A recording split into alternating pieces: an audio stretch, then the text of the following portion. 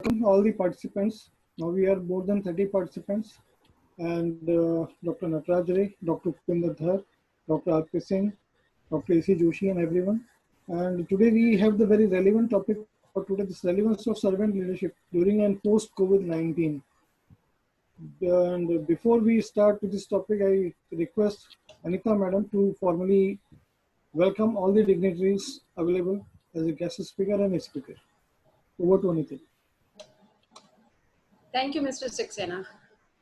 Namaste, a very good evening and Ram Ram to all of you. ISTD Kota chapter welcomes you for this. This is our 8th national webinar we are organizing during this COVID crisis, and I'm very happy I'm very pleased today to welcome all the dignitaries out here, because today's panel is something really very close to my heart personally. Reason behind, when down the line 2007-8, when we had this idea of having chapter of ISTD at Kota. So the very first the moment the national president was Dr. R.P. Singh, and he is our moderator today. The very first year of our inception, because of our good work and everything, all our activities, the following year we received the best small chapter award, and we went to receive the award at Nirma University. The NatCon was hosted by Dr. Upinder Dhar. So that is again something good. So this panel, the panelists which we have today are really very close to, and they are behind the formation and inception of this chapter. And because of your blessings and all, and the founder member who get the idea of having this chapter, that was Mr. Ashok Kumar Saxena, who is our treasurer, and Dr. M.S. Rao, who was a founder chairman of ISTD Kota chapter. So today, all those dignitaries are there with us. So thank you so very much for being here, and it is really lovely. And I really welcome each one of you, all the participants joining us across India for this webinar. आपने देखा होगा all the topics which ISTD Kota chapter is taking for the webinars, for hosting such webinars, are something which we are trying, which we really feel we need to follow in our life. We really need to have it. We need to follow it. And agar aaj main baat karti hu, we are talking about relevance of servant leadership. So let me mention about this also, sirs. I'll take 1 more minute only. And when this topic of choosing the topic of servant leadership, how it came to my mind. I was planning about having association with ISTD, with our campaign of art of giving with ISTD. So I had a discussion with a few members of ISTD, and one of that member was our director, Dr. A.C. Joshi also. When I mentioned this to him, that Art of Giving is a campaign which was being started by Kota Gyandwar. I'm looking forward for this कि ISTD के साथ हम इसका association में we can move forward. So that moment he suggested me a term कि आप art of giving आप कर रहे हो. There is one more term called servant leadership. You can work on that topic also. So thank you, Dr. A.C. Joshi. You gave that idea just 15 days back to me, and somehow I was, keen ki, how are we going to do it and all, and we got Upinder Dhar sir का साथ मिल गया. So दास नेतृत्व की जब मैं बात करती हूँ, तो आज से जब हमारे प्रधानमंत्री महोदय ने जब पिछली बार अपनी शपथ ग्रहण समारोह हुआ था, तब उनका कहना था, पहला शब्द जब उन्होंने कहा था वो ये था कि मैं यहाँ पर प्रधान सेवक हूँ. तो प्रधान सेवक वो बने थे, उन्होंने प्रधानमंत्री वर्ड अपने लिए यूज करना उस समय उचित नहीं समझा था. तो somehow leadership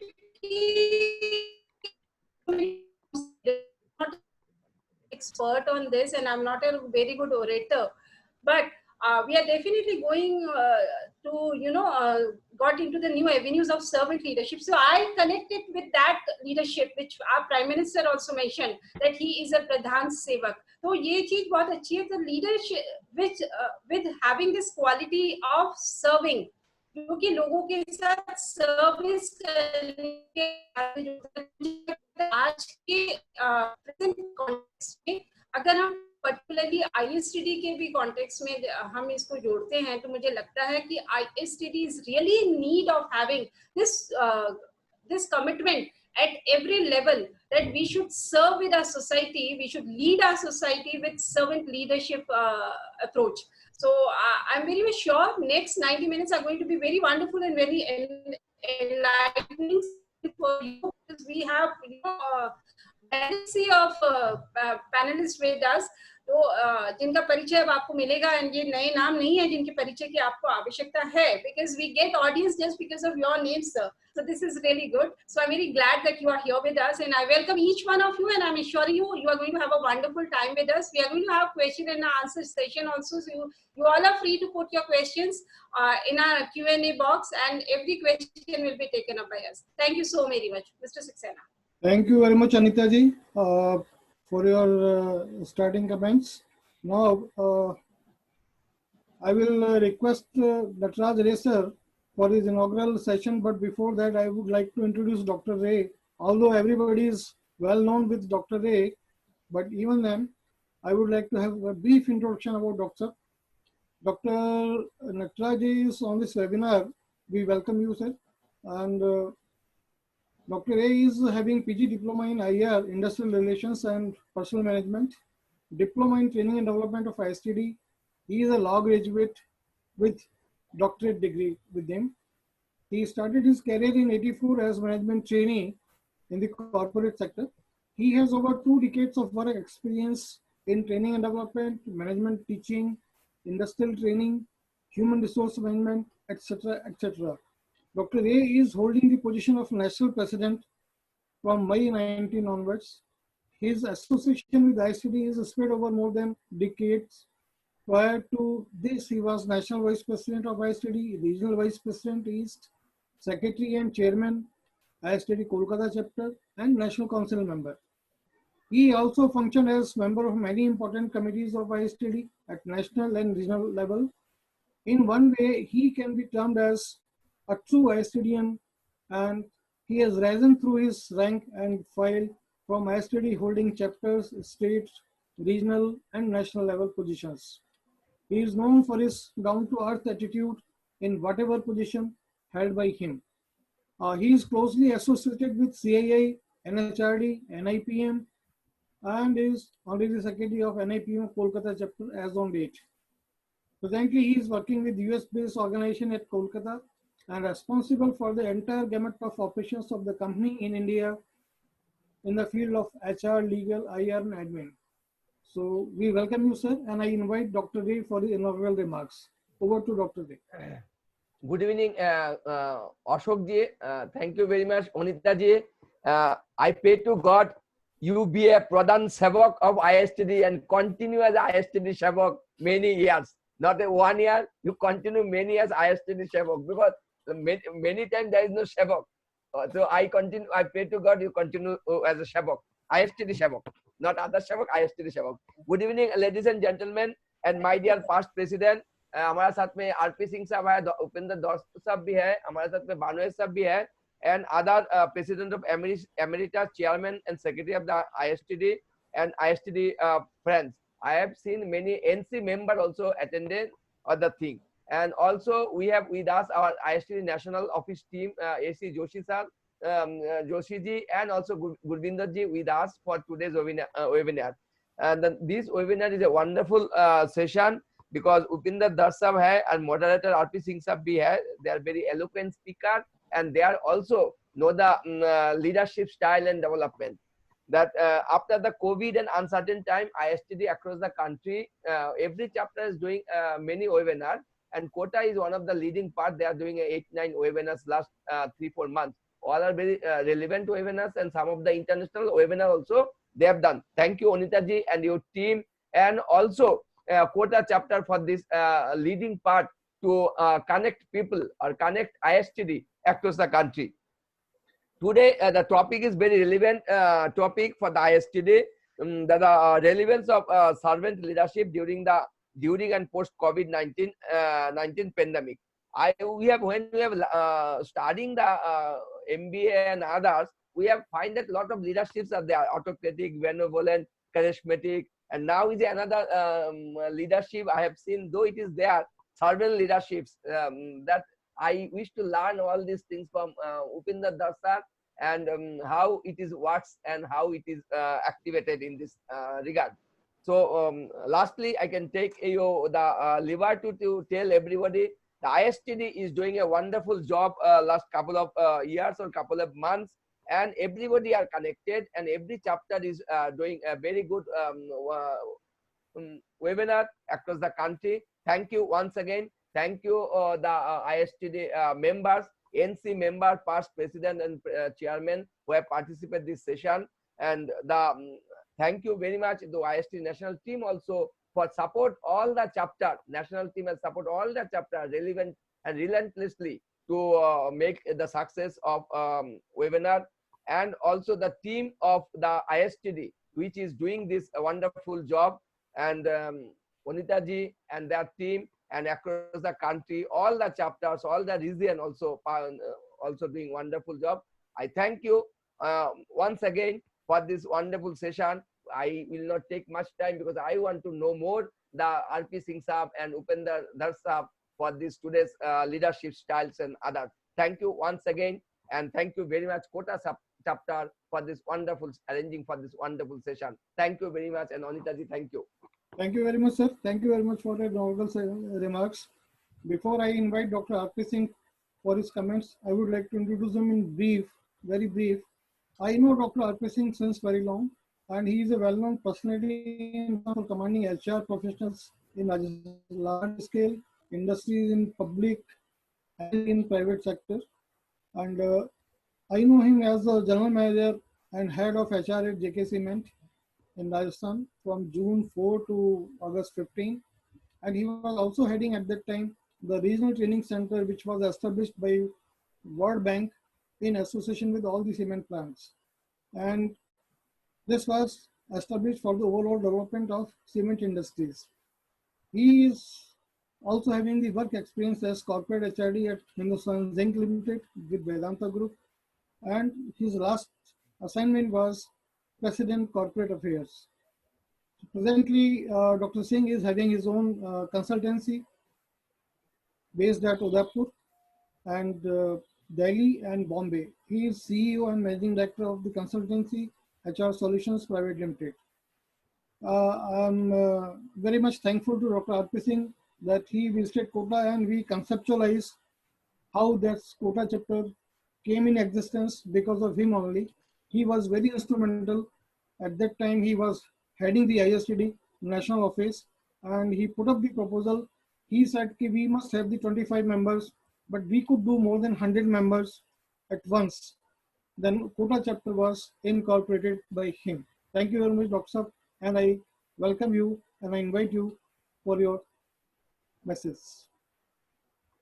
Thank you, Ashok and Anita. I'm very happy with being with Kota every time whenever opportunity comes. And not only that, ISTD is always my first love. My wife always envies that sometimes we keep discussing and talking about ISTD on even streets and roadsides for hours. So anyway, I would like to say that Anita has been doing these webinars for last at least a month or two, and especially last July, she's doing almost every week, sometimes twice a week. Thank you, Anita, doing a good job. Dr. Dhar, Dr. Ray, and all friends present here. I'm happy to be with you and would like to share some of my thoughts. Is my this coming? Have I shared the No, sir. not shared? No, sir. Let me first share the share screen. Okay.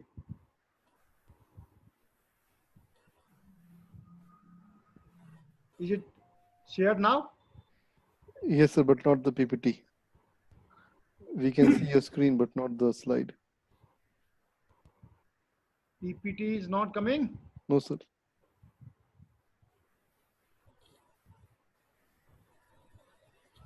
Is it coming now? Yes, sir. But you have to make it full screen. Is it okay? Yes, sir. Okay. So what we were talking about was the leadership is something which I think the maximum written about any subject is leadership. I think there must be a few thousand pages, few thousand books are available on this, and few lakh pages on leadership. Leadership is something which you can read, even all those 5 lakhs or more pages, still one cannot become a leader. But that does not mean that one cannot become a leader. One can become a leader. I'm sharing some of the pictures of some of the leaders. I'm sure members will easily identify your friends. Subhash Chandra Bose, Chacha Nehru, Dr. Kalam, Hitler, Washington, Mahatma Gandhi, Churchill, Attlee, Atalji, Stalin, and Mother Teresa. I'm sure you have seen some of these leaders, and all of them have different leadership styles. What are those styles? There can always be debate, discussion, and all those issues. But some of the styles which are popularly shared by people are transactional leadership. A lot of people are talking about this. I don't want to explain, but I'm only raising some of the issues about leadership. Transformational leadership. There are a lot of leaders, they have transformed the society, the country, and sometimes the world by their actions. Democratic leadership. I'm sure all of you are aware. Autocratic leadership. Yes, this becomes sometimes opposite of democratic. Bureaucratic leadership. This is also used another jargon, autocratic and bureaucratic, and they have some similarities and some differences. Laissez-faire leadership. Of course, olden days we were talking about a lot about laissez-faire, especially when we were talking about only 3: autocratic, democratic, and laissez-faire. Now, many other dimensions have been added during this period. Charismatic leadership. A lot of leaders are charismatic, but have they really achieved or delivered to the satisfaction of their followers? Again, this is a question mark. Somebody will say yes, somebody will say no, but yes, this is one type or characteristic of leaders which is very, very significant. Servant leadership. This is a concept which has recently been added. In olden days, in olden literature, I'm sure you will not find this concept, but recently this has emerged very significantly. And Dr. Dhar, I'm sure, is the right person to talk about this. Servant leadership. Dr. Dhar is a good friend, of course, for more than 2 decades. And he's a leader by his own personality, or you can say by your own choice, especially in educational field. And then there is leadership grid by Dr. Blake and Mouton. There are many dimensions. I'm sure I have just hinted some of them. They are not exhaustive. There may be many more. Since Dr. Dhari is talking about servant leadership in detail, I thought I can share a few thoughts about leadership grid, because this is very close to my heart. And incidentally, I have conducted almost half a dozen workshops in Mussoorie, Dehradun, and Goa, open workshops for ISTD during last 1 decade or so. What is leadership grid? There are a couple of differences in this concept than others. One is, this is a grid. That is, there is a mathematical model which has been developed over various types and styles and characteristics of leaders. I think in no other concept the mathematics is applied. Now, one can always say whether this is useful or not, or this is relevant or not. All those issues are different. But I'm only going to talk about how Dr. Blake and Mouton has applied the mathematical model to leadership styles. He said that basically all leaders are concerned about two issues primarily, besides many others. One is that he has concern for the people he is working for or the relationship with them. Other is that he is also concerned about the results, the deliverables, the task, the output, the objectives which he has promised to his people, to his followers, to his subordinates, to his organization. So if you draw these two dimensions on X and Y axis, it could be 1 to 9. 1 represents the lowest, the 9 represents the highest. It could be anything, but he says that in single digit, he is representing lowest to highest. Now, he said that he has identified these leaders on 5 scales. There could be many more in between, but primarily he said that I can distinguish on 5 types. Now, first is 1-1 leader. That means he has a very low concern for deliverables and very low concern for people. He is only concerned about his chair. And he is doing only that much which is minimum required for keeping a chair intact. Beyond that, he is not really bothered about whether people are happy, unhappy, whether the task or result or output or objective or creativity or innovation is delivered as per the objectives or desired goals of the organization or not. The second, he said, is the country club manager. The country club manager is 1-9. He says that there is another type of leader who is fully concerned about basically the people. He has hardly any concern about the deliverables, the objectives, or not much concern. He has slightly lower concern. He feels that if you keep the people happy, give them their desired recognition and reward, they will automatically deliver the objectives to the organizations. So his primary concern remains on the people, like a country club. In country club, you want to satisfy the people, the club members. Now, the third dimension he has identified is authority compliance, like dictatorship or the autocratic leader. There are different words given to that, but he has given the word 9-1 leader. 9-1 leader means that he has a very high authority or very high concern for the task and results. He has very low concern on the people or the relationships.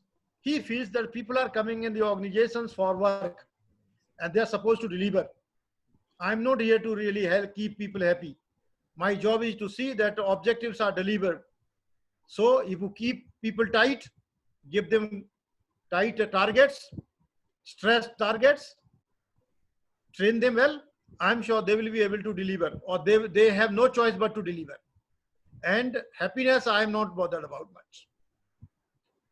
Yes, this person delivers good to the organization, but during his presence. But when people are underloaded or overloaded, they are stressed, I'm sure he is not able to deliver the kind of creativity and innovation which normally you are supposed to under a normal, democratic and more creative environment. Now, the fourth dimension he has identified the middle of the road. The middle road, he says 50-50 or 5-5.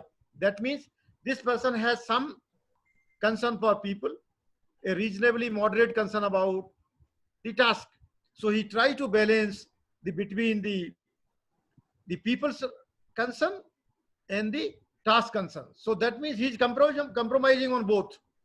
Like sometimes we give the example that some subordinate comes to the boss or to the leader, 5-5 leader, for a leave. He says that, sir, I want a leave for a week. I have to do some personal work. Now you say, no, you are doing a very important job. I cannot allow you to really take 1 week leave. So he will say, take 4 days. Now by allowing him 4 days leave, he thinks that he has given satisfied the worker, the subordinate, and he has also given some 2 days or 3 days extra to the organization. So that is the kind of compromise he tries to do without realizing whether this person is going to really deliver much in those 2 extra days, or he is going to complete his job which he is supposed to do in 3 or 4 days, or he needs full 1 week or no. Yes, the next or the fifth and the best kind of leadership he has identified is 9-9 leader. Now 9-9 leader means, he says that you have a leader who will not compromise on the task. He will also not compromise on the aspirations and relationship and the people's concerns. He will try to see that both are adequately met. Like taking the earlier example, if somebody comes for the 5 days leave, he will not really say yes or no. He will try to identify and ask him why he is interested in leave. What is the job he's trying to do for 5 days or 7 days? And he will also try to see what is the job he is doing the organization, within the organization during that week. And what are the important tasks, targets, objectives, or project in hand. How he is going to deliver them, how he is going to delegate with his subordinates or with his colleagues. So after seeing that, whether the job is more important during that period, or the person's job is or personal work is more important, or how a right kind of a balance can be created, keeping in mind neither the person's work is affected nor the organizational objectives are compromised, and both are happy delivering the results for both. That is 9-9 manager. They call it team manager or whatever. Now I remember these are the 5 types which Dr. Blake and Mouton has identified in his first book in 90s or before 90s. Then he came to in India in 90s. Nowhere it is written. Incidentally, I had no opportunity to talk to Dr. Blake, but my personal hunch goes that in the later books which he has, later versions which he has identified after 2000, he has added 2 extra dimensions. And those 2 extra dimensions, incidentally, my 35 years corporate life, I have identified there are plenty in India. So I assume that after having his experience in India, talking to some people, corporates or some leaders, having some experience, I think he has added those 2. I'm sure they may be available world over, but they are in more prominence in India. What are those 2? The 2 other leadership styles are parental leadership. We call it Dadaji managers. Incidentally, in India, there are many. And I remember some of us feel that it is good to have a parental leadership. That means the boss talks like a parent. He cares for the subordinate like a child. But in the process, he really makes him a child and does not allow or give him full space or full freedom to really excel. And that is the problem of the parental leadership. Now, next is the opportunistic leadership. In India, we have, unfortunately, plenty of them. That means, what is opportunist leadership? Opportunist leadership is that they want to know what is in it for me. If what I'm going to get out of this project, out of this work, if I'm not going to get anything, I'm not interested to really do my full work in that. Like we say, the boss asks him to come on a Sunday, and he said, no, sir, my wife's sister is coming on Sunday, so I will not be able to come. But when he goes back to his seat, he comes to know that the big boss is coming, the director or the chairman is coming from Delhi to the site, and he will be there in that Shramdan on Monday or Sunday morning. He comes back to the boss and he says, sir, I've told my wife, you take care of your sister. I have important work in office. I have to go and work in office. So he immediately changes his tack and tells the boss, sir, I'm going to come and I will be there before 9 o'clock. And after having come in the office on that Sunday, he will not really focus on the work. He will try to keep on looking here and there to the boss or director or chairman to show his face, because he feels that if he cannot show his face, He cannot say good morning to the boss. There is no point of coming on Sunday. And that is what is called opportunist leadership. But yes, nobody has only single leadership style. Everybody has two.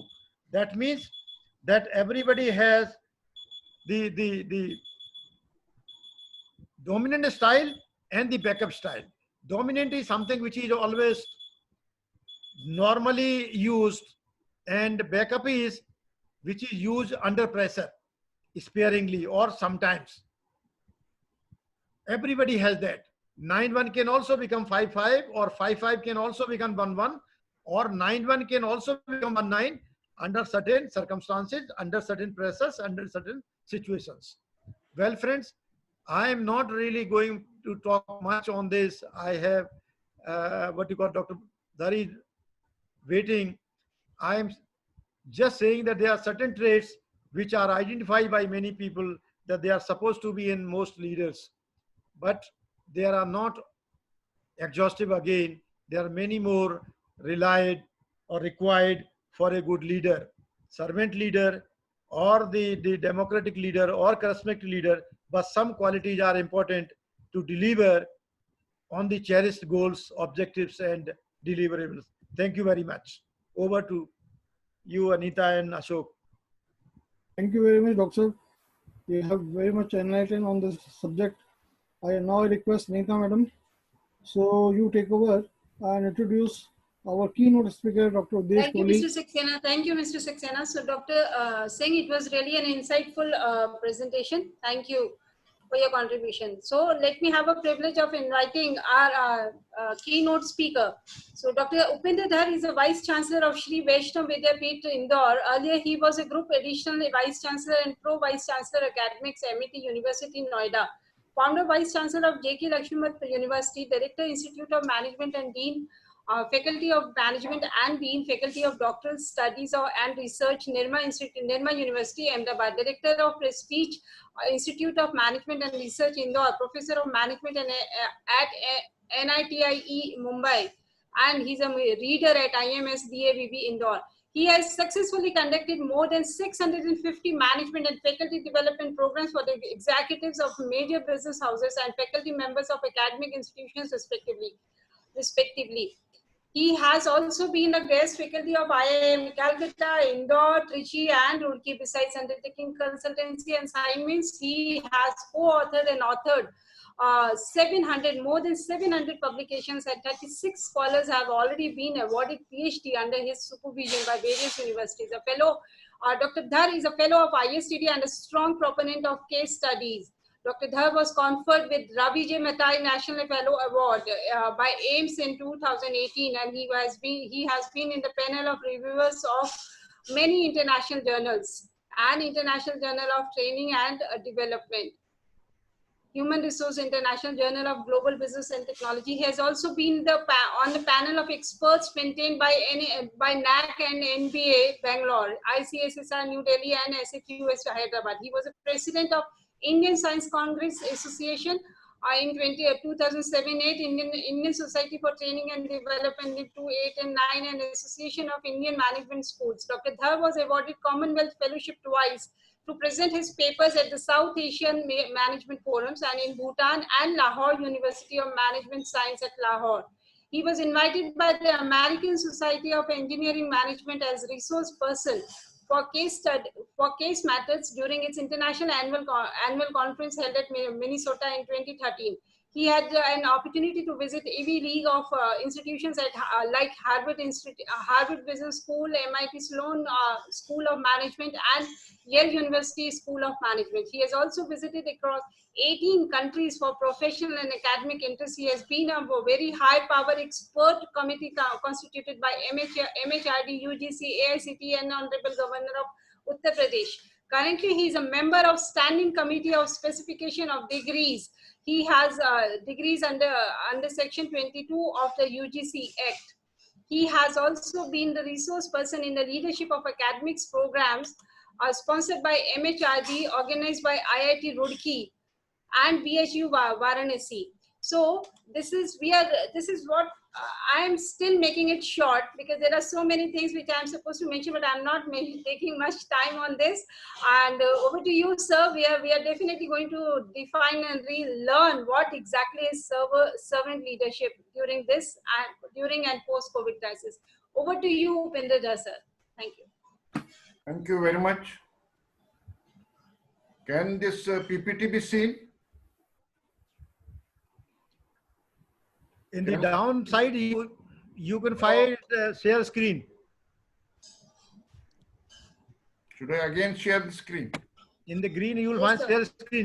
Just click on that.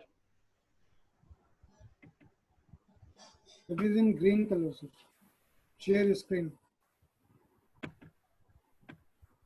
Can you see the last line? Just click on the screen first. Can it be seen now? Not yet. Not yet. Beside chat or recording. Beside chat And and recording. then you will in find a between line, a bottom line, and there it is written: participants, question answer, chat, and share screen. Yes, sir. Beside the chat Click and on the share screen share screen. and open your PPT.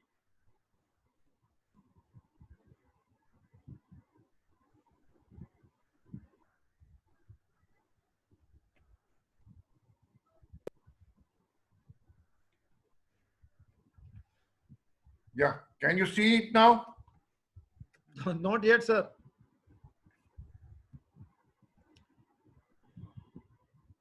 I think your share screen is not being clicked so far.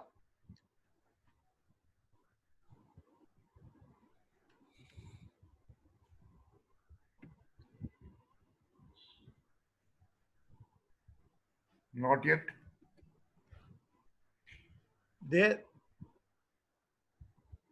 There is a one bottom line before the or above the laptop bottom line.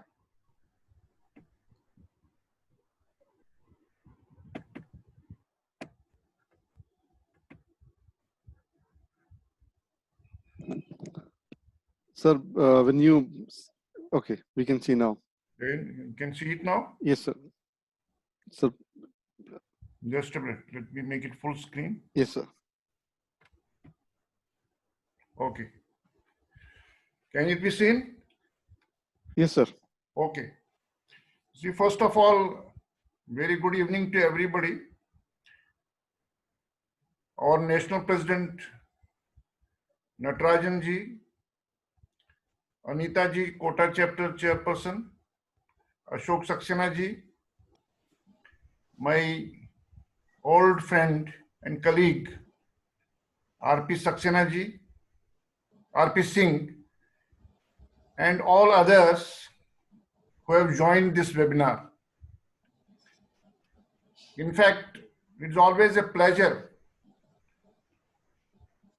to be a part of the ISTD activities, because my association goes back to 1978 with ISTD.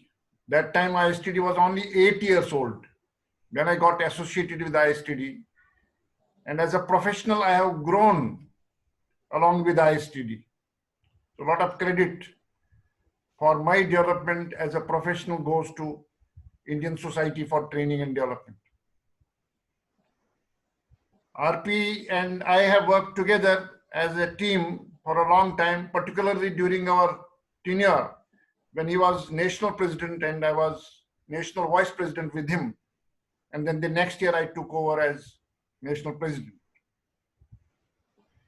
Well, as all of us know, COVID-19 has disrupted all the businesses across the world.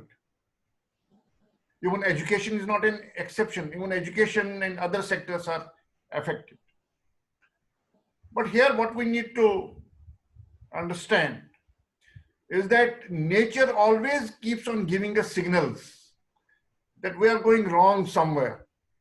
Almost once in 100 years, nature has been reminding human beings to make corrections, in our approach. Say if we see historically, in 1720,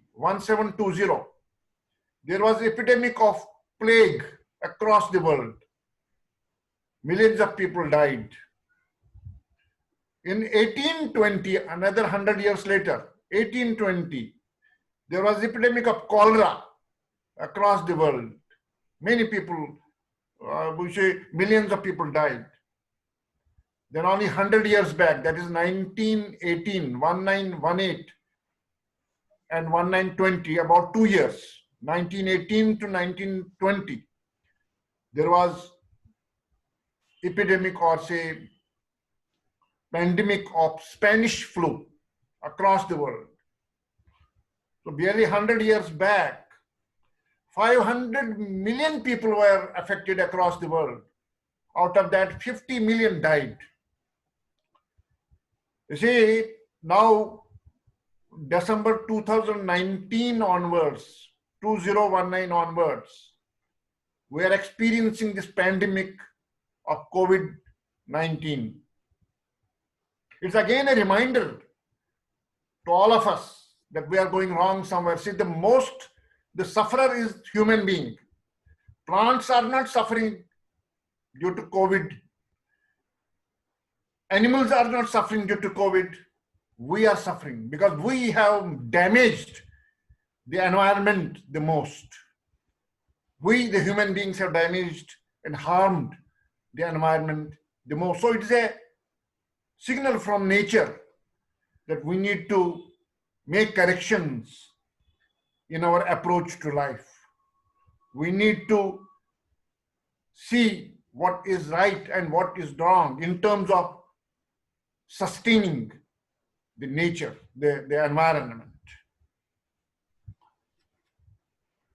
Today, in last say 4 months, 5 months, we are seeing that people are on road, many people are on road serving the humanity. They are doing selfless service, say doctors, police personnel, people from administration, local administration. They have been, to a great extent, in many cases, serving selflessly. And that is why what makes servant leadership relevant. The relevance can be drawn from what we have been observing for last 3-4 months, particularly after lockdown started on 25th of March 2020. Formally, social scientists started working on leadership as a concept since 1920s. And large number of leadership models have been proposed. Large number of theories have been proposed. And to make it simple, many authors have classified these models into 4 categories, from simple to complex. First categories of those where theorists or the social scientists try to explain leadership in terms of traits, personality characteristics. Number of models are there in it. Then second categories of those where focus is more on behavioral aspect, so behavioral theories, where it was believed that leadership is the outcome of behavior. Behavior towards the task and behavior towards the people. As one of the models within behavioral leadership is managerial grid, given by Robert Blake, and Dr. and R.P. Singh has just spoken about it in detail. Then there is a third category, that is of situational leadership. That means behavior is definitely responsible for leadership. Leadership is a form of behavior. But then, one who is on 9/9 today may not be effective at all tomorrow when a situation changes. So situation plays a very significant role. So incidentally, maximum models and maximum theories fall in this third category, where behavioral dimensions are there taken into consideration. In addition to behavioral dimension, situation is taken into consideration. So there are a number of leading and well-known models as, for example, Fiedler's model falls in this. Hersey and Blanchard model falls in this. Then there is fourth category, which is called implicit leadership. Implicit is, in a way, history repeats itself. Here in implicit leadership models, social scientists have tried to amalgamate what trait theorists used to say and what situational theorists have been saying. That means leaders have certain characteristics, but then those characteristics must match with the situation. And one of the prominent models in this category, fourth category, implicit category, is charismatic leadership. That means they are more transformational in nature. A charismatic leader can transform a situation. Now coming back to the servant leadership, which is more towards situational or contextual aspect of leadership. And it has become more relevant today as we have been experiencing, we have been seeing people serving the society, people serving the people, leaders serving the people selflessly. You see, the concept goes back to Robert Greenleaf. Robert Greenleaf is the first person who talked about servant leadership. In 1958, he read a book by the title Journey Towards East. After going through that book in 1958, he got inspired. He felt that, well, serving the people is very important. Leader as a servant is more important than being dictatorial or authoritative. But Greenleaf took about 11 years to convert this idea into a model. So in 1970, first major publication of Greenleaf came, which introduced the concept of servant leadership. So we will just briefly touch upon some important aspects of servant leadership and why it is relevant today, although I have just touched upon it that COVID has made us to realize that servant leadership is very important.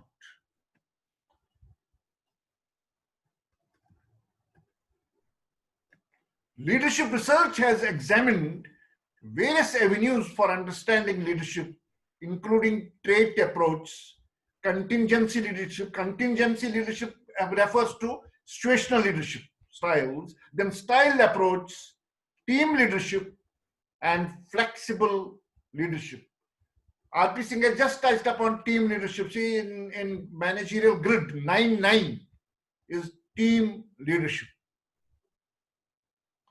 Most pertinent to the current research are the style approach to leadership, which emphasize that behaviors result in effective leadership. So behavior of the person is very important.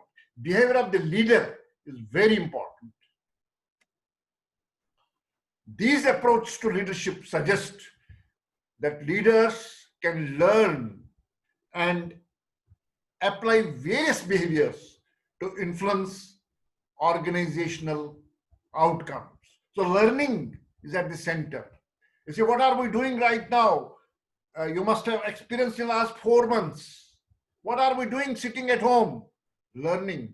So people have shifted from just simply being as watchers, also being learners. So lifelong learning has become very important today.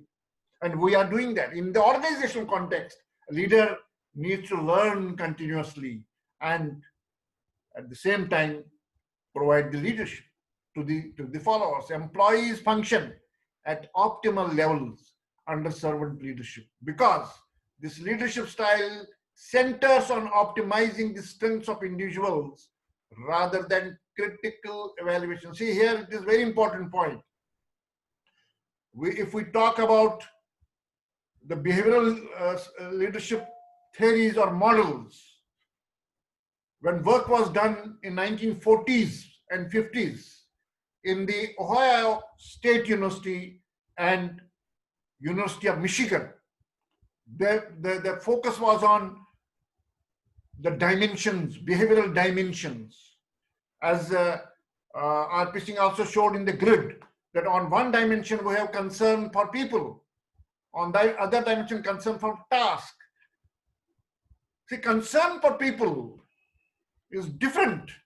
Concern, or what we call in Ohio State language, is being considerate.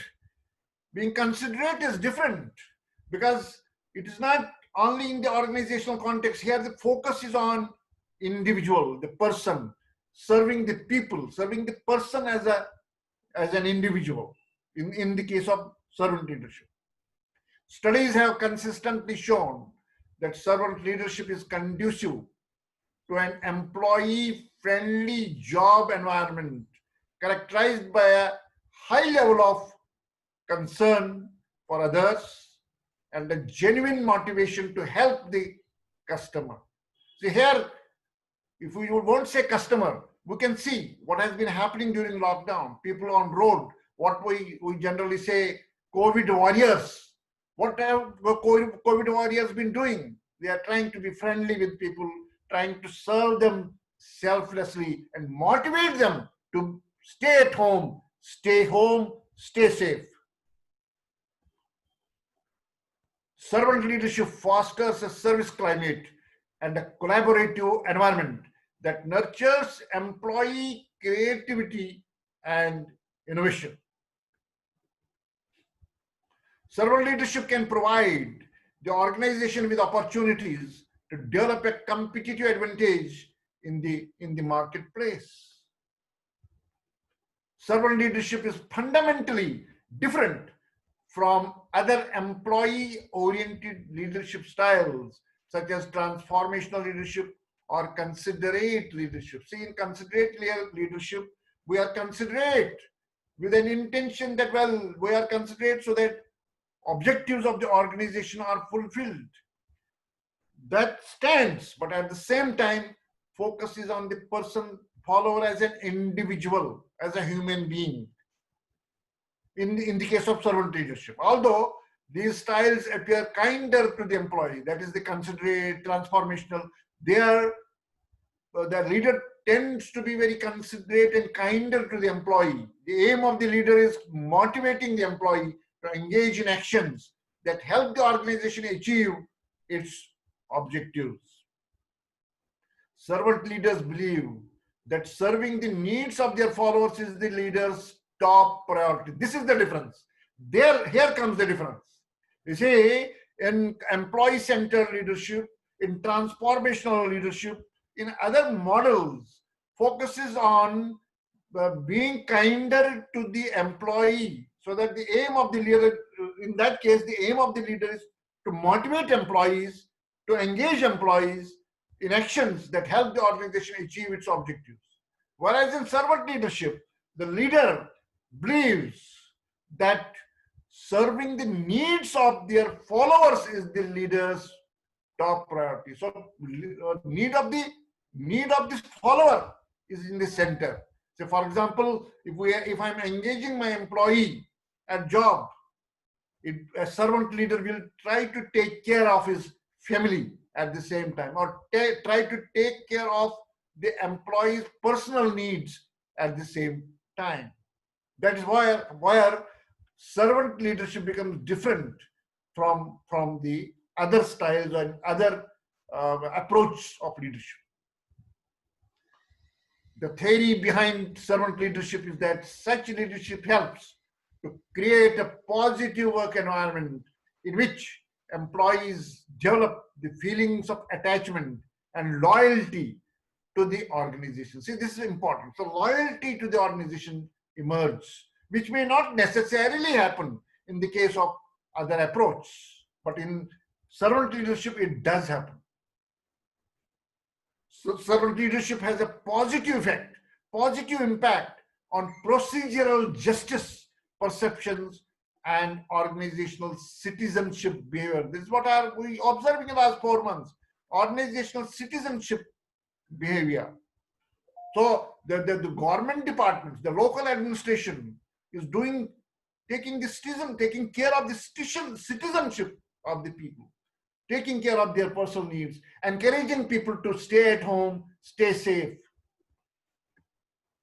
Other research indicates that servant leadership can be beneficial for the organization and its employees in additional ways. Servant leadership is conducive to higher organizational performance because it helps to create an organizational culture in which employees display positive attitudes and work behavior. So here, right now, today also people keep on saying on television and radio and other channels, maintain the positive frame of mind, think positively, think good about everything. The COVID has come, COVID will go. So what is important? Take care of your health, take care of your physical health, take care of your mental health. That is more important. Having a positive attitude is more important.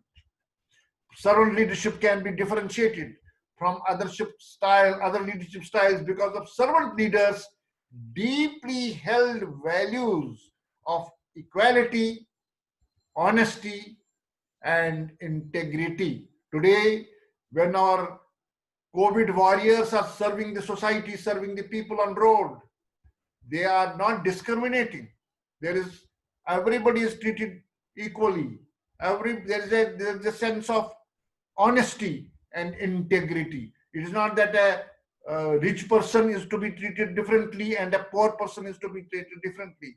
The service that is provided by the service leaders is ethical in nature. See, here I would like to mention when Robert Greenleaf started thinking about this new concept, what was in his mind was ethics. So initially, when he established the Center of Servant Leadership in 1970s, initially he named it as Center of Ethical Leadership. So ethics is central. It is in the center stage, so far as this servant leadership is concerned. Ethical behavior of the leader is a fundamental aspect of servant leadership, as leaders are described as embracing and living by high ethical standards, thereby facilitating organizations' journey toward higher ethical levels. You must have heard about doctors not going home for days together and serving COVID patients, serving coronavirus patients selflessly. You must have heard many other people who are the COVID warriors serving the society selflessly.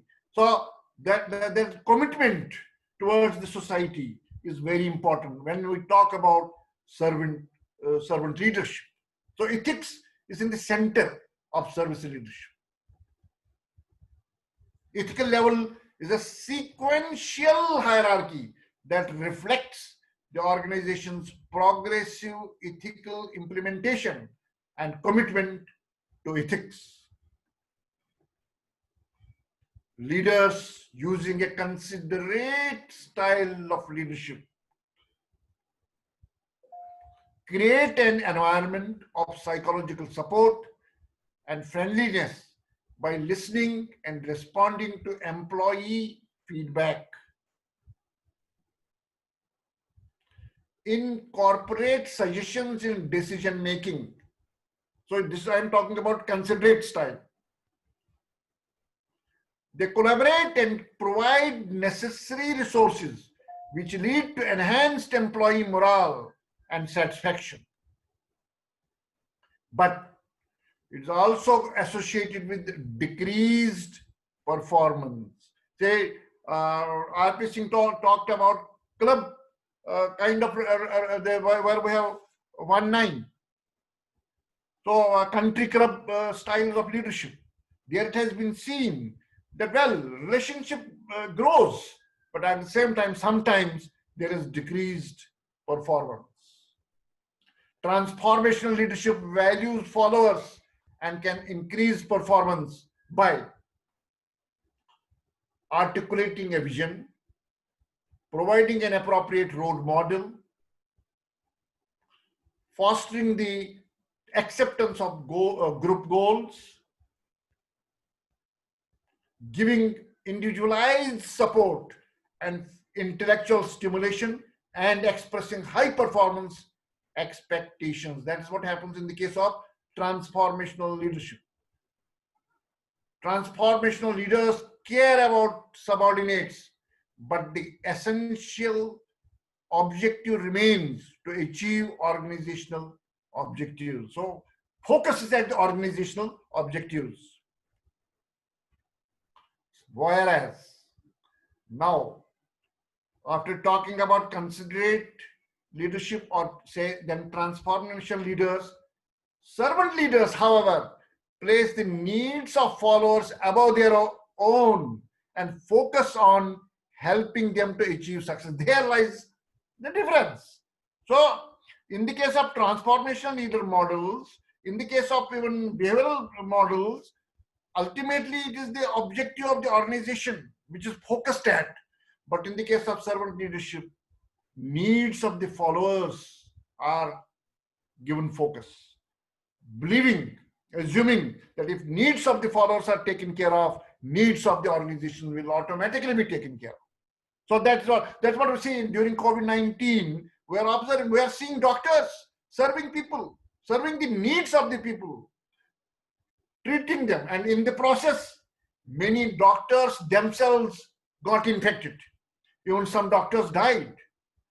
Similarly, in other professionals also who have worked as COVID warriors have got the infection while serving the people, while serving the needs of the people who have been infected by coronavirus. These leaders view follower success as an end in itself, as opposed to a means to achieving organizational success. See, here in servant leadership, the focus is on follower success, whereas in other models, whether we are talking about transformational model, we are talking about behavioral model, take any model, their organizational success is the focus. But in servant leadership, focus is more on follower success. Some authors identified 7 dimensions of servant leadership while developing a multi-dimensional measure of servant leadership. So let us understand the specific 7 dimensions which explain what servant leadership is. First, emotional healing. The leader tries to approach with healing aspect, healing the emotional healing of the follower, so that emotional healing of the follower takes place. Whatever hurt he has, whatever problems he has, whatever difficulties he has, emotional healing is the first dimension in servant leadership. Second dimension, creating value for the community. You see, here in servant leadership, what is happening? Creating value for the community, creating value for the organization. If we are talking in terms of the organizational context, creating value, because as I mentioned earlier, ethics and values are at the core of servant leadership.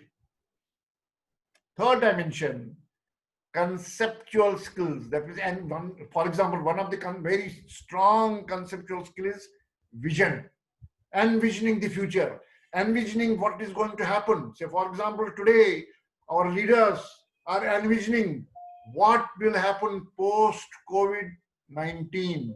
What will happen when COVID goes? How are we going to be different? People have started talking about new normal. A new normal will emerge. Our workplace environment is going to be different.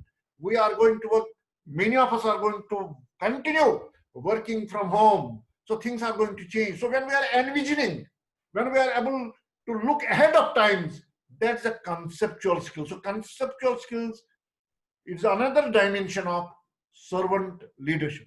Fourth dimension of servant leadership is empowering subordinates. So in servant leadership, leader empowers the subordinates, empowers the followers, allows them to function, allows them to do things their own way. Fifth dimension is helping subordinates grow and succeed. So subordinate development, subordinate growth, subordinate success or follower success is a another important dimension, the fifth dimension of servant leadership. Then the sixth is putting subordinates first. So leader does not take credit for everything. He gives due credit to the followers. He or she gives due credit to those who have actually performed, who have actually contributed. And the last dimension in servant leadership is behaving ethically. So ethics is very important when we talk about servant leadership. So we cannot, in the case of servant leadership, there is no scope at all for exploiting the employee, for misinforming the employee. Here it is the ethics which dominates the concept of servant leadership. Contemporary organizations need the climate characterized by supportiveness, linked with a learning, performance, and productivity. The working environment should be conducive for employees to feel motivated to work. So employee motivation, follower motivation at work is important. So for that, we have to provide the conducive environment that can motivate the people to work and contribute. Servant leadership has emerged as a critical leadership style capable of affecting the attitudes and behaviors of a cross-section of employees. So attitude changes over the period of time. Attitude of the followers changes over the period of time. Thus, it calls for clearly identifying and understanding the constituents of servant leadership in Indian context. So in Indian context also, some authors, some researchers have made attempts to understand what servant leadership stands for. In Indian context, instead of 7 dimensions, instead of 7, here in Indian context, 11 factors have been identified. Instead of 7, 11 factors have been identified. What are those? Number 1, employee-centeredness. This is the first dimension that is present in the Indian context. Second, again, ethical, being ethical. You see, in the Western model where people have worked on servant leadership, it is falling, ethics is fourth. But here, it is second only, more important. More importance is given to ethics. Motivator, a servant leader has to be a motivator. He should be able to motivate his people. Modest, he has to be modest. Give credit to the employees. Give importance to the employees. Celebrate the success of the employees and subordinates. Empowering, empower employees. Well, you can do it. Take your decision. Do it your own way. Considerate. Be considerate. Be considerate in listening to R.P. Singh was mentioning about one may be considerate towards the problems or the needs, particularly needs in the case of servant leadership of the employee or the followers. Empathetic. One has to be empathetic. Empathy means placing oneself in other person's shoes. You see, one can feel where shoe pinch when one can put himself in another person's shoes. So placing oneself in other person's place, then only empathy happens. So one has to be empathic. A servant leader empathizes with the followers. So empathy is an important factor. Further on, socially responsible. Social responsibility is very important. As we can see, COVID warriors, they are socially responsible. What they are doing it for the society. They take the risk of facing COVID on road for the safety of the society, for the safety of the people. They keep on advising the society, the people that stay home, stay safe. We are here to serve you. This is social responsibility. Further on, trustworthy. servant leader is trustworthy. People start trusting him. People start trusting her. So trustworthiness is an important factor in servant leadership. Then intuitive. One is intuitive. One intuits. One feels for the other person. And finally, the last is candid. One is candid. A leader is candid. A servant leader is candid. Finally, putting these, if we, the further work has been done on these 11 factors of servant leadership, which were observed in Indian context. The work done on Indian managers, the work done on people in India. 11 factors which I have mentioned emerged. And then when further work was done on these 11 factors, 5 dimensions emerged. 5 broad dimensions emerged. These are: 1, righteous. A servant leader is righteous. 2nd, dependable. 3rd, honest. He is seen as an honest person. Honesty. 4th, modesty. Modest. He is seen as a modest person. And finally, empathetic. Empathy. He feels the pain of other people. These are the 5 dimensions which have emerged in Indian context. A servant leader in Indian context displays these 5 dimensions. So in organizational context, coming back to the organization, a leader who is able to display these 5 dimensions or those 11 factors which I have just mentioned, he is definitely emerging or exercising servant leadership. Servant leaders have a great scope, because here exploitation doesn't happen. The focus is not on profit of the organization only. Profit, of course, has to be outcome in any case, otherwise how a business organization would survive. But then profit will be an outcome of fulfilling the needs and pain, taking care of the pains of the employees. We need to empower the employees. We need to trust the employees and allow them to function. And when a leader is perceived by his followers or her followers as righteous, dependable, honest, modest, empathetic, he is a servant leader. So since servant leaders can contribute very significantly not only in the society, but also within the organization. Organization is part of any society. So whether we talk about organizational context, or we talk about the social context, or we talk about the family context, servant leader emerges when we observe, when we perceive these 5 dimensions in a person. Say head of the family, if we talk in the family context. But in the social context, these 5 dimensions are seen in a leader. In organizational context also, these 5 dimensions are seen. So this is the source of the work that has been done in 2017. So I will be stopping here, and I will be very happy to answer the queries. Thank you very much.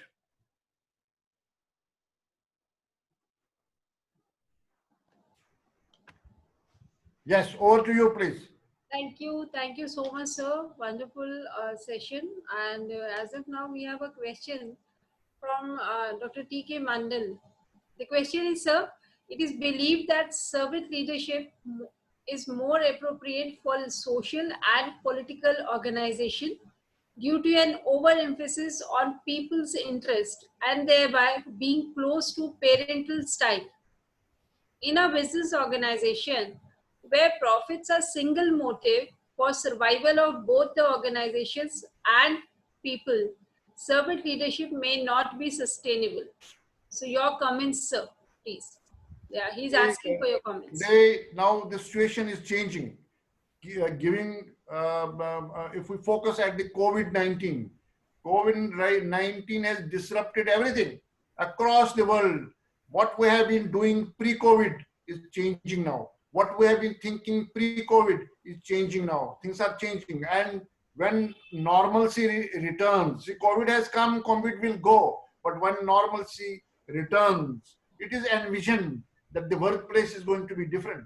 We'll be maybe seeing lesser people around. and many people working from home, we may be seeing with the different kinds of norms are likely to emerge. And it is not any concept. Talk of, as I said in the beginning, there are large number of theoretical models, there are large number of leadership models, and no model can be universalized. We cannot say that an X model is applicable in all the situations across the world. It all depends on the context. All depends upon the situation. Say currently, we can observe for last 4 months, we are seeing it is the servant leadership that is working. It is the service to the people which is working. So far as the organizational context is concerned, government as an organization is concerned, local governments as an organization is concerned. But in business organizations also, there are instances where service leadership has worked. So it all depends upon the context. Over the period of time, what I am saying is not that only servant leadership will stay and all other styles will go. No, the situation remains to be important. The context and contingency remain to be important.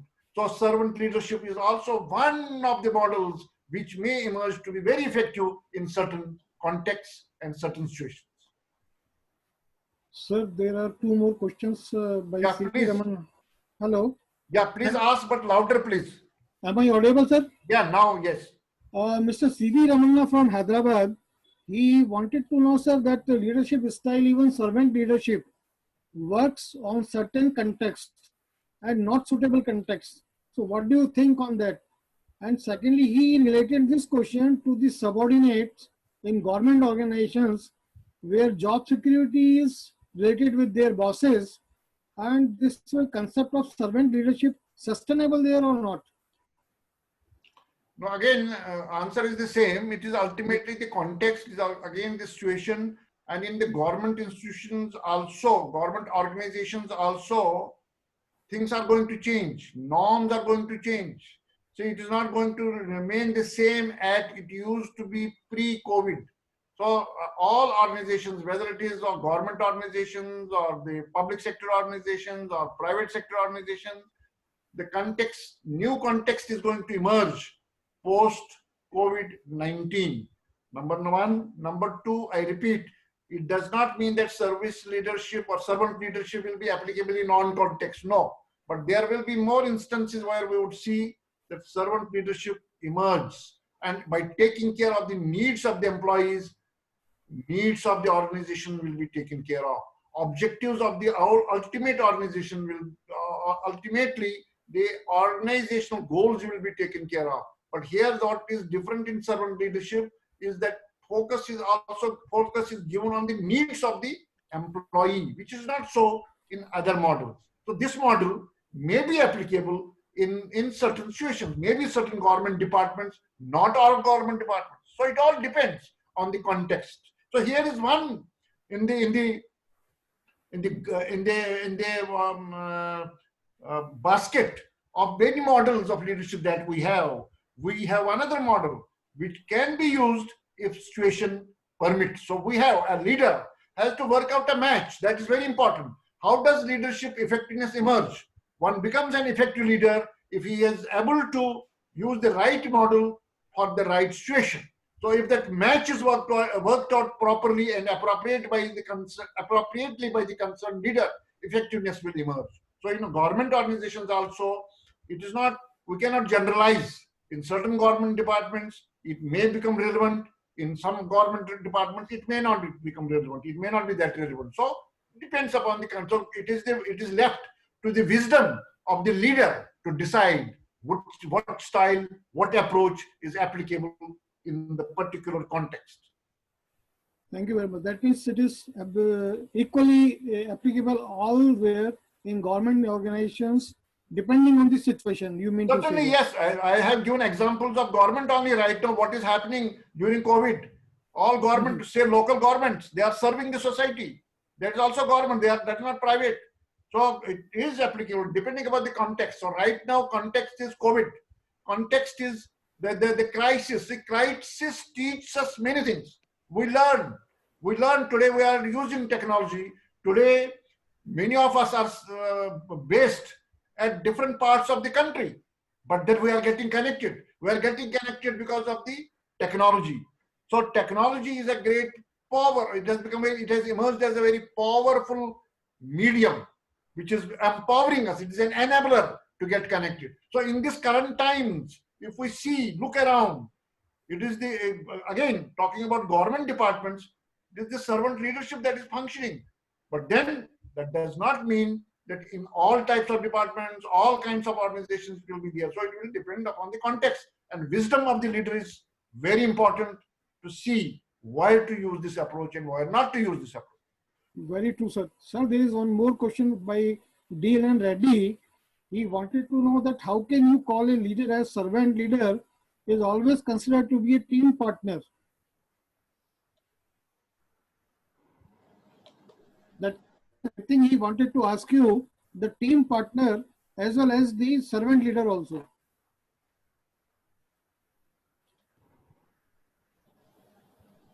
This question is to? Sir, this question he has asked commonly. Singh Sahab, आप भी answer कर सकते हैं. How can you call a leader as servant leader? Leader is always considered to be a team partner. Thank you, Ashok. I think I can take some cue from Dr. Dhar, and I'll especially take two words from the servant leadership. One is contextual. That means no style fits all kind of situation. That you cannot say that one style is always applicable or useful in all contexts. So that means servant leadership is also contextual. It will fit in certain cases. It may not fully fit in all other cases. Now, there are two issues which are very important out of the servant leadership. One is ethical behavior. Now, COVID has definitely given us some ideas that as a doctor, if you are not ethical, and we are finding a lot of issues on even on media, that ethical behavior is very important. Second part is the service behavior. That means you are not really only talking about the delivery for profit. You also have to the kind of a concern that you are providing service. Service to the customer, service to the employees, service to the society. So the concept of service to the other one could be anybody at large or to your own people. That is very important part of servant leadership context. And this is applicable everywhere. It is applicable in education. It is applicable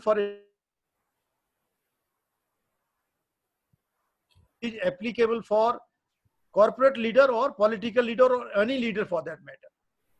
Today we are finding the situation, many leaders, even political leaders, those who were found very, very important, very effective earlier, today they are considered one of the non-entities.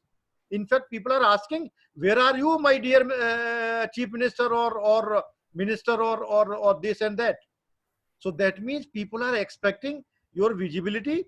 They feel that you are serving your people, serving the people who are dependent on you for service, dependent on you for deliverables. Very right, sir. So there is one more question by Dr. Tanima Tarafdar. Thoda louder, please. Yes, sir. There is another question, sir, by Dr. Tanima Tarafdar. She asked that, can you please throw some light of servant leadership in context of teachers to the present scenario of e-learning and self-learning? It is very much relevant as RP Singh mentioned. It is very much relevant in education. Today, our teachers are taking care of the needs of their students. Say, when this lockdown started on 25th of March, teachers across the country shifted from classroom to Zoom. So much time was not taken. For whom? For their students, for providing leadership and serving the students' needs. Most of the teachers were not well versed with the technology, but by trial and error, and there were no means to get trained at that time. But by learning, by trial and error, they managed to get connected with the students. So student engagement was ensured by the teachers. Same way, the educational administrators try to take care of the needs of the other people, say teachers and students. So today, many institutions have already reopened. And if a teacher or a person from non-technical background or non-faculty, say from administration, approaches us that, sir, I cannot come because my area is under lockdown. Fine, don't worry, take care of it. Take care of yourself. Take care of your family members. Stay there. Don't worry about your job. So when we are realizing, when we are understanding, when the leader is understanding and realizing the needs of the employee or the follower, their servant leadership emerges. So when needs of the followers are in the center stage, then we are talking about leadership. So servant leadership is very much applicable in the educational settings, and particularly during this COVID times, we have observed it is really working that way. Thank you very much. Thank you very much, sir. Sir, I have one question, both the panelists. So we have Either two. Upinder Dutt sir or RP Singh sir. I have one question. Yeah. That is, serving leader is always deliver the society or human being. Their duty is to serving or delivering the perspective of the human being. But some of the followers not accepting it. Some of the followers always deviating this and criticizing this. How to how to do the serving leader for the society, because society does not accept it, because they are always delivered to the society at their best possible way. But the society is not accepting how to do it. It's very, very important and interesting question you have raised, and that is the debate of leadership. Now, leadership does not mean that what we call it leadership by dictatorship or leadership by dictation. That means leader has to be open, leader has to be democratic, leader has to be influential, leader has to be motivator, leader has to be a person ethically so sound that everybody is really bound or you can say compelled to accept his ideas. So, or sometimes you have no choice but to really go by the dissent of, even Supreme Court said that you cannot stop the dissent. It may be a different what you call context, but the question is sometimes a leader has to, what you call, we say, live with the dissent or live with the dissenters, live with some followers who will never go with you. But you have to, in a democratic society, you have to manage to influence the majority of the people. As long as you are able to influence the majority or a vast majority or a large majority based on your traits, your behaviors, your what you call achievements, your deliverables, and all other characteristics, I am sure the leader can at least continue to deliver his part of the leadership. Because no leader is, even the prime minister and president, if you take the what you call vote today, nobody is what you call accepted by the majority. They are accepted only by a certain part of majority. So this is part of life, and that is why we say democratic leadership, participative leadership is important than the dictatorial or dictator or autocratic style of leadership. Thank you, sir. I hope I have tried to. Dr. Dhar would like to add something. There has to be combination. As I said, it cannot be one medicine for all diseases. Right, So right. servant leader is perceived as a leader if he is ethical, if he is honest, and he will emerge as a servant leader to such followers who are perceiving him that way or her that way. But then we have to use a mix. We have to use the composite of styles. Say those who do not abide by the instructions or their directions, or say, if we use a milder word, by suggestions of the leader, there you may have to use participation, participative style, make them to participate and bring them towards delegation or bring them towards the goals, nearer to the goals, and make them believe that you are concerned about their needs. So we may have to use the mix of the styles. We may have, say, for example, when we talk about Hersey and Blanchard, we talk about telling style, selling style, participating style, and the delegating style. So one leader should be wise enough to tune his style as per the situation. If people are very mature, and he can use the delegating style. If people are immature in the sense they are not ready to accept the directions, then he may have to use the telling style. Now, coming back to leadership, servant leadership is very much relevant.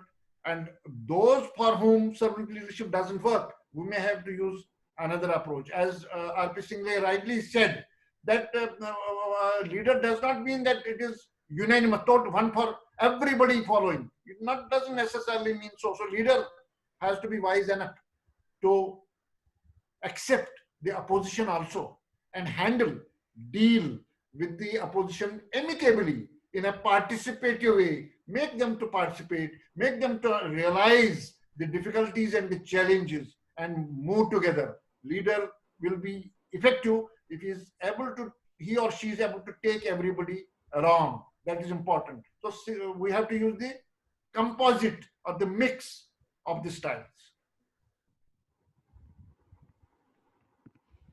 Natarajanji, have I answered your question? Yes, thank you, sir. Thank you, sir. So, Anita ji, I think the question answer is almost over. We have a few more questions, sir. Few more questions. There's a question from Mr. N.K. Patel. Can it be consciously practiced, or it is an integral part of leader's personality? Can you repeat the question, please? Can it be consciously practiced, or it is an integral part of leader's personality? Oh, yes. See, it's all learning. One has to learn. One has to learn, continuously learn. Today we talk about lifelong learning. Learn the way a leader can emerge as a servant leader. So it may not be inborn. One has to learn. Learning is very important. And COVID times has taught us that we should keep on learning, learn, unlearn, and relearn. So coming back to this servant leadership, yes, one has to learn to do it. One has to learn to practice servant leadership. Right, sir. Thank you. Anita, PC Panda is asking a question. Just add one point. Yes, sir. This is an old debate. Leaders are born or made. So that will continue. Part of that personality will definitely reflect on behavior of the leader. But at the same time, he can also moderate or modify or slightly shift his leadership style based on his learnings, experience, and of course, training, etc. Mr. Panda from Bhubaneswar Thank you, sir. also. We have a question from Mr. PC Panda from Bhubaneswar. He's asking a question. Could you please kindly give an example of a servant leader in Indian context? Example, sir, COVID warriors is a best example these days. See, even if you go historically, since she has asked, when Pandit Jawaharlal Nehru was Prime Minister of India, he would start with this, that I am a servant of the country. So he would start with this, that I am servant of the country, or I am here to serve the people of India. So that is the political leader. Similarly, in the organizational context, there are leaders who have been very considered ethical. J.R.D. Tata, the ethics is the center in Tata Group. Even today, ethics dominates. So as I mentioned earlier, in the case of servant leadership, ethics is at the center stage. So all those who are known for practicing ethics, who are known for their ethical principles, are basically servant leaders. So J.R.D. Tata was certainly a servant leader. See, so many institutions created by a Tata Group without any motive or profit. Only yesterday, or I think day before. One example. There are many other groups. Yeah. Only day before yesterday or yesterday, Ratan Tata has said that those who are trying to remove or reduce the number of people or what you call by certain percentage or whatever is not right. He says that we should continue with people at least for some more time. Maybe things will change and then we'll continue with them. I remember some in 90s when the cement industry was down. YP Singhania was asked by his senior managers that let us reduce the manpower by 20%, otherwise we will perish. So situation was either shed the what you call some fat, or you all have to shelve. He said, okay, come back with the kind of paper or proposal. People went by reduction of 10% or something. By that time, situation has slightly changed. Then he said, are you losing? He said, no. But if you continue with these people, do you think your factory will be closed? They said, no. Then allow them to continue. Because by trying to keep your factory open, you are trying to close the kitchen of some people. That is not fair. So this is what is kind of a servant leadership. That means you are trying to really serve the society and the people who have worked for you in good times, and you are trying to take them away in bad times. Carry along with the good times or bad times. That is servant leadership, kind of one of the part of their servant leadership or ethical leadership or service to the stakeholders or whatever. Thank you. Even our current Prime Minister also, he is repeatedly saying that I am the Pradhan Sevak, jaise aapne kaha, here to serve the society. So there are many examples, but what is important technically, how can we differentiate? That is the ethics. If ethics is in the center and person behaves ethically and realizes and understands the needs of the people, that results into the servant leadership. If he is perceived as an honest person, as an ethical person, he or she emerges as a servant leader. So there is Thank one you, more sir. We have a question by our member from Kota. He wanted to know that is there any guideline by the government to just जो सिंह साहब अभी just बोले हैं कि to protect the employee by the employers. कोई guideline इसमें आई है government की क्या? Guidelines regarding? To protect the employship by the employers. The government has two types of guidelines. Earlier, Prime Minister said that kindly don't stop the payment to or wages to the people, to all factory and businesses. When the turn came to go to the Supreme Court, the central government said, no, we have not issued any letter, and it is for the businesses and the factories to decide whether they can pay or not. Exactly. So there are certain areas the government can say something, but in practice they can't implement it. Okay. It is the factories and businesses, ultimately they have to decide. But government is paying the entire salary. Government is not reducing. Government is paying. Government has to pay. In fact, that is a different concept. That is a different concept. Yes. Government has to pay. Yes, sir. Okay, sir. Thank you so very much, sir. Now we will be taking next question. Though Dr. Joshi wanted to ask a question, but Dr. Joshi, I'll be inviting for your concluding remarks on the theme. Session was really wonderful, and I would request Dr. Joshi, our director at ISTD head office, for his concluding remark along with your question, sir. Thank you, Anita. Wonderful, very, very absorbing session. I want to compliment Kota chapter for taking this initiative. And in fact, during COVID times, this was a much needed topic because we have been talking about so many things, but servant leader really emerges as a winner. Because what we require today is the empathy, compassion, benevolence. And all these things are enshrined in the philosophy of servant leadership, which has of late emerged as a very major leadership type, which was not earlier heard of. So COVID is a very big teacher. In fact, so many things are being taught by COVID. And one, we were asking about specific examples of leadership which emerged during COVID. I would like to name one person which has emerged as a new hero, and that is Sonu Sood. And when I was going through those 7 qualities, so really I tested each one of them as selfless person, emotional healing and all this, everything that person selflessly. Even Chief Minister of Uttarakhand has thanked him because so many migrant labor from Bombay were sent by aeroplane to Dehradun. So such a selfless service. And people asked him, what will be your reward? In fact, he's getting a lot of assignments, brand ambassadorships, so many things. And his reply was that from Odisha, one of the migrant labor, when he went to Odisha, he has opened a workshop, repair shop, and he has named it Sonu Sood Workshop. So he said that this is my reward.